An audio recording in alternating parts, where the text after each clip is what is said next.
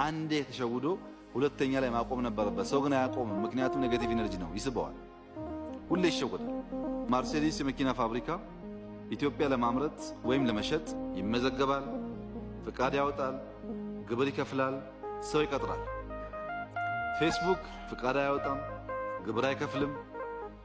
ባለበት ሆኖ ኢትዮጵያ ውስጥ 50 ሚሊዮን ተከታይ ያለኝ ብሎ በየቀኑ በሚያገኘው ሀብት ላይ ከፍተኛ ሀብት ያገኛል።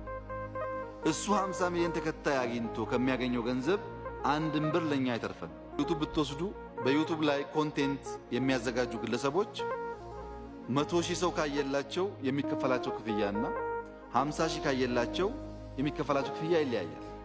ስለዚህ የሚለጥፉት ፎቶ ተጋደሉ፣ ድንጋይ ተወራወሩ፣ ተደባደቡ ይሆናል ሰው እንዲያይላቸው። ውስጥ ሲገባ ያ ነገር የለም። የነሱ ጉዳይ አንዴ ከገባችሁ በኋላ ምን አያችሁ ምን አላያችሁ ጉዳያቸው አይደለም። ስንት ሰው አየው ነው። ያየው ሰው ቁጥር ደሞዝ ነው፣ ዩቲዩብ ስለሚከፍል ማለት ነው። ሰው የውሸት የዜና ታይትል አስቀምጦ በውስጡ ሌላ መረጃ የሚያስተላልፍ ግለሰብ ተቋም ሲያይ ጎግልም፣ ትዊተርም፣ ፌስቡክም፣ ዊኪፒዲያም ሁሉንም አይነት በርካታ ሰው የሚያሰባስቡ ነገሮች መያዝ